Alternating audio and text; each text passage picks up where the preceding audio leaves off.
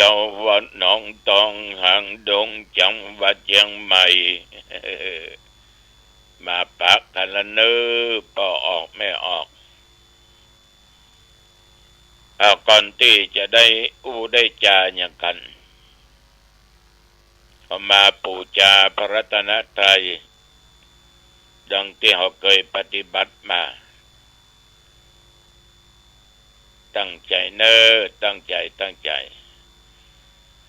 อรหังสัมมาสัมพุทโธภควา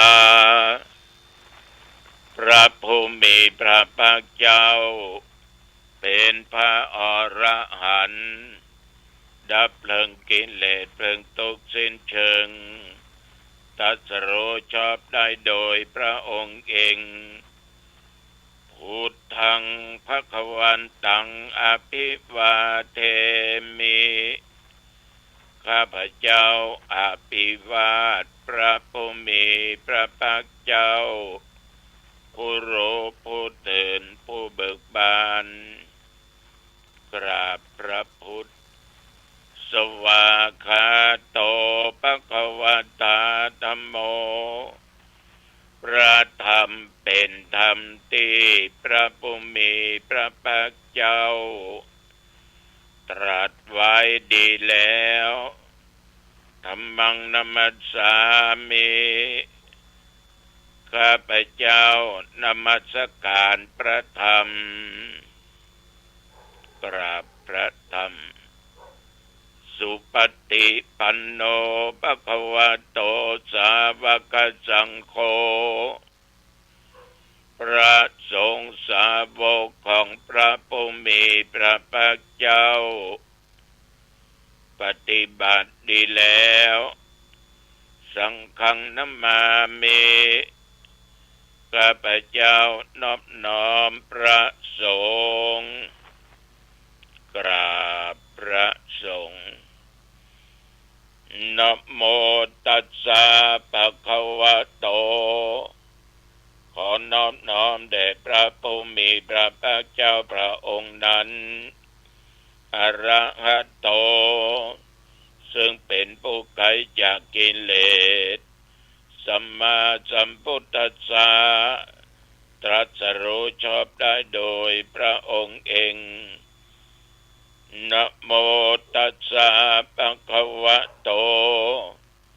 ขอนอบน้อมแด่พระผู้มีพระภาคเจ้าพระองค์นั้นอะระหะโตซึ่งเป็นผู้ไกลจากกิเลสสัมมาสัมพุทธัสสะตรัสรู้ชอบได้โดยพระองค์เองนะโมตัสสะภะคะวะโตขอนอบน้อมแด่พระผู้มีพระภาคเจ้าพระองค์นั้นอะระหะโตซึ่งเป็นผู้ไกลจากกิเลสสัมมาสัมพุทธัสสะตรัสรู้ชอบได้โดยพระองค์เองพุทธังสรณังคัจฉามิธัมมังสรณังคัจฉามิสังฆังสรณังคัจฉามิตุติยัมปิพุทธังสรณังคัจฉามิตุติยัมปิธัมมังสรณังคัจฉามิตุติยัมปิสังฆังสรณังคัจฉามิตติยัมปิพุทธังสรณังคัจฉา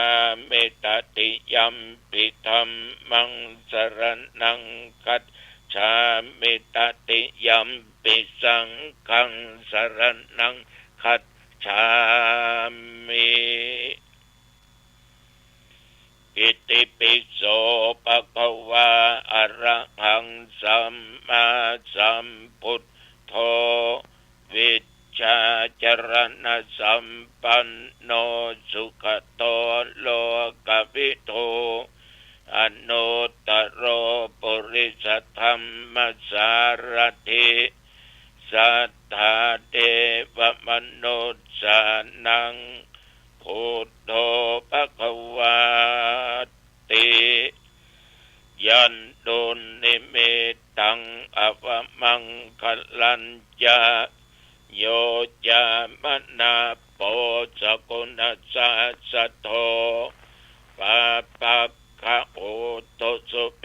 งอากันตัง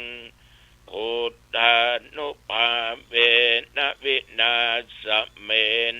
ตุสวากขาโตปะคะวะตาธัมโมสันติติโกอาคาลิโกเอหิปัสสิโกโอปัญญิโกปัจจัตตังเวทิตโพวินยูหิติยันตุนิมิตตังอวมังคลัญญาโยจามนาโปสกุณสัสสโทปะปะกะโหตุสุปินังอากันตังธัมมานุภาเวนะวินาสเมนตุสุปฏิปันโนภะคะวะโตสาวกสังโฆอุชุปฏิปันโนภะคะวะโตสาวกสังโฆยายะปฏิปันโนภะคะวะโตสาวกสังโฆสามีจิปฏิปันโนภะคะวะโตสาวกสังโฆยะทิทังจัตตาริปุริสยุคานิอัตถะปุริสปุคลาเอสะภะคะวะโตสาวกสังโฆอาอุนัยโยปาอุนัยโยทักขินัยโยอัญชลีกรณิโยอนุตรังปุญญักเขตังโลกัสสาติยันตุนิมิตตังอวมังคลัญญาโยจามนาโปสกุณสัสสโทปะปะกะโหตุสุปินังอากันตังสังฆานุภาเวนะวินาสเมนตุยะโตหังภะเกเนอลิยยะชาติยะชะโตนาปิชานาเมสัญจิจาปันนังชีวิตาวโรเปตาเตนะสัจเจนะโสติเตโอตุโสติกัปปัสสะโคชังโคสัตติสังฆาโตธัมมานังวิจโยตถาวิริยัมปิติปัสสติโคชังคาจัตตถาปะเรสัมมาทุเปกะโคชังคาสัตติเตสัพพทักษินามุนินาสัมมาทัคขตาภเวตาภอุลิกตาสังวัตตันติอภิญญายานิพพานายะจะโพธิยาเอเตนะสัจจวัชเชนะโสติเตโอตุสัพพทาเอกัสสมิงสัมมะเยนะโทโมกขัลลานัจจกัสสปังขิลาเนตุกิเตติสวาโพชังเคสัตตะเทสัญเยเตจะตังอเปนันติตวาโลกามุตจิงจุตังคะเนเอเตนะสัจจวัจเจนะโสติเตโอตุสัพพทาเอกทาธัมมราชาปิเขลัญเยนะภิปิลิโตยุนดาเทเรนะตัญเยวะพันนาเปตวานะสัทธรังสัมโมทิตวาจะอาภาธาตัมหะพุทธสิทานะโสเอเตนะสัจจวัชเชนะโสติเตโอตุสัพพทาปะหินาเตจะอาภาธาตินันนัมปิมะเยสินังมัคคะอัตตะกิเลสวะปัตตานุปปติธรรมตัง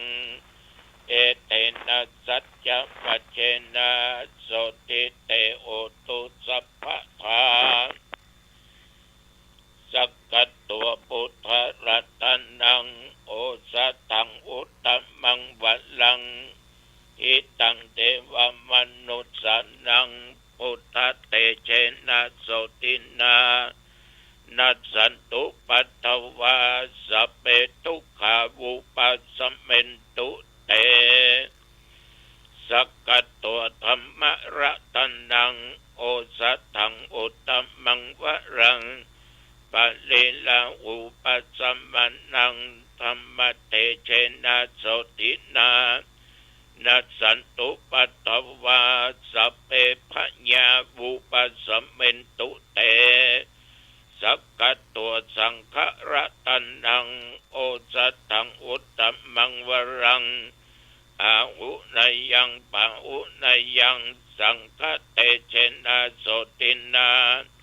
นัสสันตุปัตตวาสัพเพโรกาวุปสัมเมนตุเต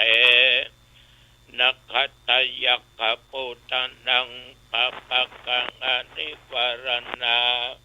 ปริตตัสสานุภาเวนะอตัวเตสังอุปัฏฐเวนักขตยักขปุตตนังปะปะกังอนิวรณาปริตตัสสานุภาเวนะอตัวเตสังอุปัฏฐเว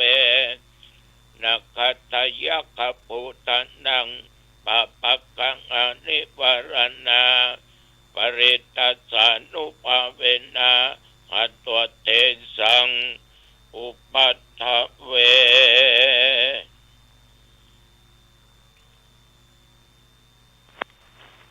โดยบทพุทธานุภาพธรรมานุภาพสังฆานุภาพบทสาธยายมนต์อันศักดิ์สิทธิ์โดยจิตอันตั้งมั่นอาตมภาพขออำนวยอวยพรปันโชคปันใจ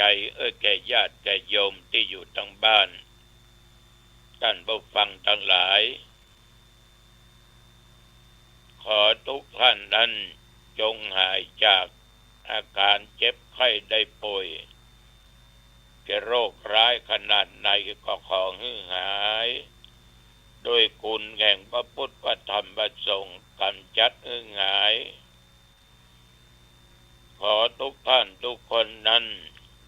อยู่ปราศจากซึ่งเคราะห์ปีเคราะห์เดือนเคราะห์วันเคราะห์ยามเมื่อหลับเมื่อตื่นเมื่อยืนเมื่อเตียวเคราะห์เหลียวซ้ายและขวาเคราะห์ต่างๆนานาจะได้เกิดมีมาแก่ศรัทธาญาติโยมทุกท่านทุกคนมีความสุขกายสบายใจลาภยศสุขสรรเสริญจงบังเกิดมีมาแก่ท่านผู้ฟังโชคปีโชคเดือนโชควันโชคยามอายุปีอายุเดือนอายุวันอายุยามจงบังเกิดมีแก่ญาติโยมท่านทั้งหลายทุกท่านทุกคนเดินทางไปเหนือใต้ทุกออกไกลใกล้ทุกสลอกทุกกองไปก็มีใจมาก็ได้รับโชครับลาภประกอบไปด้วยสติและปัญญาบัดตั้งอยู่ในความประมาทจำเริญได้คิดแก่การงานต่างๆแบบว่าการค้าการขายการพาณิชย์การเกษตรจำเริญในตำแหน่งหน้าที่ยิ่งขึ้นไปอายุวันนะสุขะพละก่อนอันล้ำเลิศประเสริฐนี้จงบังเกิดมีแก่ญาติแก่โยมทุกท่านทุกคนเจริญพรกรมอุตุเพิ่นได้บอกตักเตือนอยู่ตลอดเวลาว่า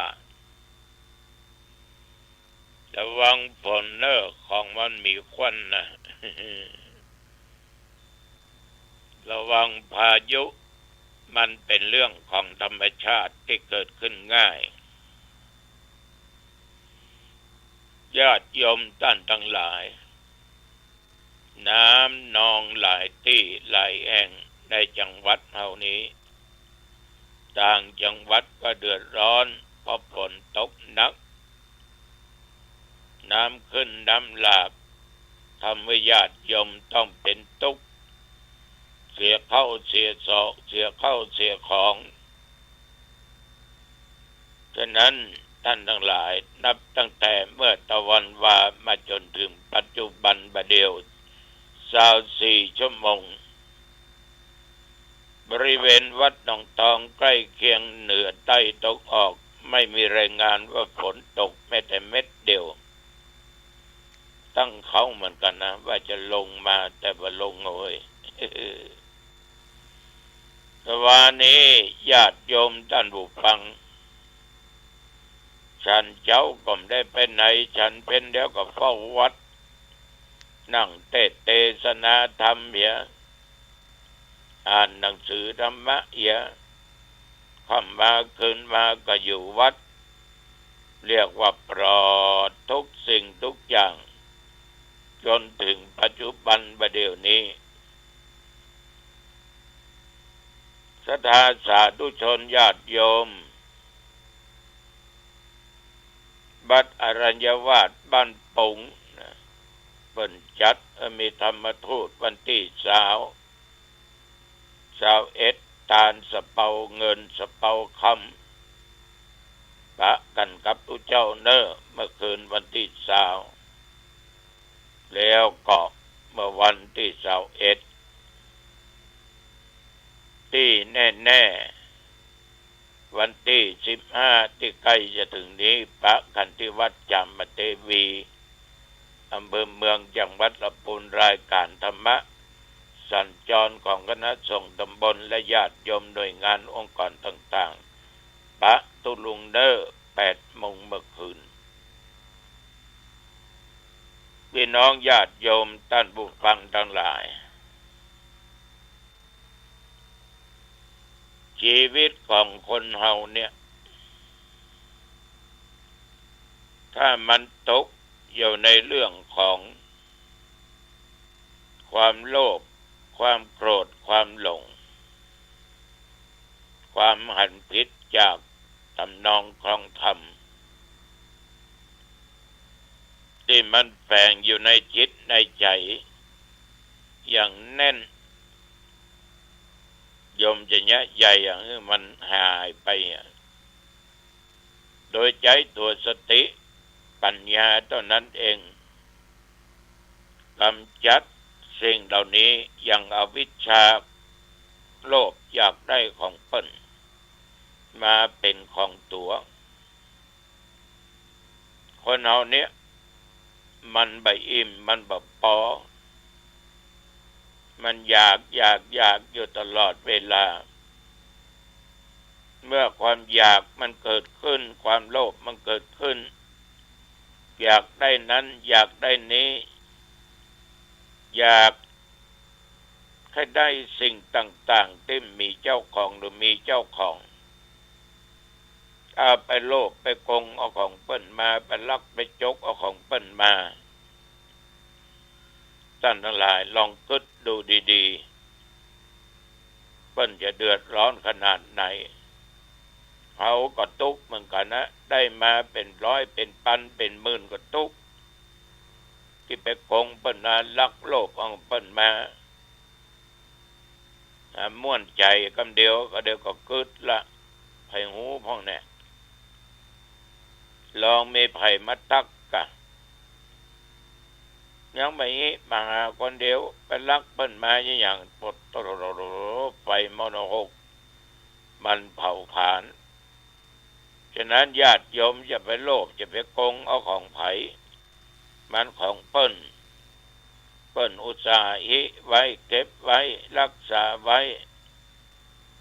ก็ได้ก็คือมันขยันมันเปลี่ยนเอาคนขยันนะมันถึงบ่อดมันถึงบ่กั้นมันถึงบ่อยากแบบว่าถึงไปในว่าถึงไปนอกข้างในก็อยู่ตั้งอยู่ในศีลในธรรมนำธรรมะประกาศเผยแผ่พัฒนาวัดวาอารามพัฒนาด้านวัตถุพัฒนาด้านจิตใจมันถึงบ่อดมันถึงบ่กั้นมันถึงบ่อยาก